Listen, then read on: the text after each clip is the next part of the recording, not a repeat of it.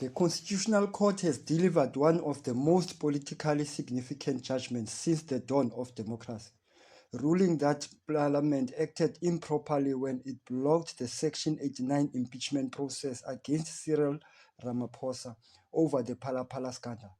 The judgment delivered by Chief Justice Mandi Samaya on 8 May 2026 ordered that the Section 89 independent panel report be sent back to Parliament and referred to a parliamentary impeachment committee for proper constitutional processing.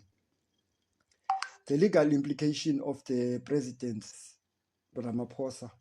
The ruling places President Ramaphosa under renewal constitutional scrutiny and revives the possibility of formal impeachment inquiry.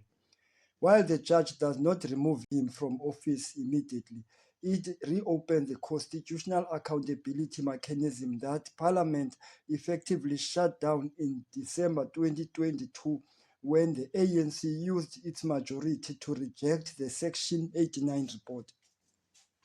Legally, the president now faces a revived parliamentary process that could examine whether his conduct amounts to serious violation of the Constitution, serious misconduct, or conduct incompatible with the office of the president. The Constitutional Court emphasized that Parliament cannot avoid its constitutional oversight responsibility merely because a political majority wishes to protect the head of state. Ramaphosa is not removed from office. Despite the seriousness of the judgment, President Ramaphosa remained fully in office and retained all presidential powers. The Constitutional Court did not find him guilty of any criminal offense, nor did it declare that he violated the Constitution. Instead, the court focused on parliamentary conduct, finding that the National Assembly improperly failed to process the Section 89 report according to the constitutional standards.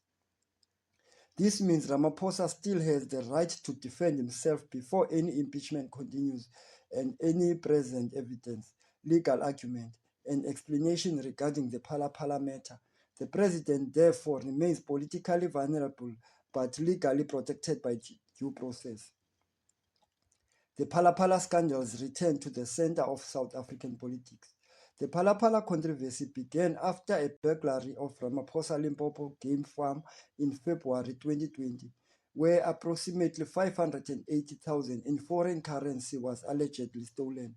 Questions emerged regarding the origin of the money, whether the theft was properly reported to authorities, or whether there may have been a breach of exchange control regulation or possible concealment of the incident.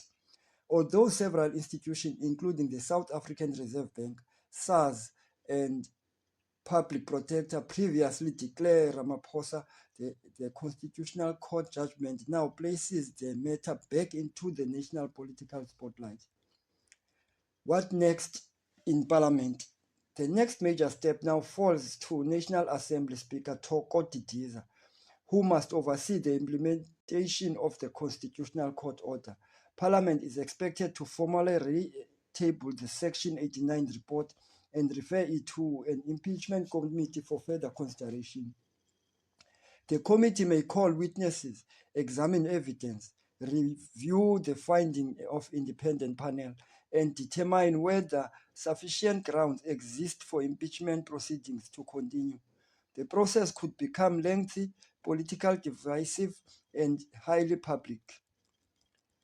The possibility of impeachment. Under Section 89 of the Constitution, the President may be removed from office for the serious violation of the Constitution or the law, serious misconduct, and inability to perform presidential duties. However, removal requires a two-thirds majority vote. Political analysts are likely to closely watch whether coalition politics inside Parliament shift in response to the judgment, especially if the impeachment committee process uncovers new evidence or damaging testimony. A major constitutional moment. Beyond the political implication, the Constitutional Court judgment reinforced the broader constitutional principle that no president is above parliamentary accountability. The court made it clear that constitutional oversight mechanism cannot be blocked by simple because of the governing party has the numbers to do so. For many observers, the ruler may become one of the defining constitutional judges of the Ramaphosa presidency and could shape how future impeachment proceedings are handled in South Africa. That concludes our analysis. Thank you for watching The Sim. If you found this breakdown useful, consider subscribing for clear, factual legal analysis. Until next time, stay informed.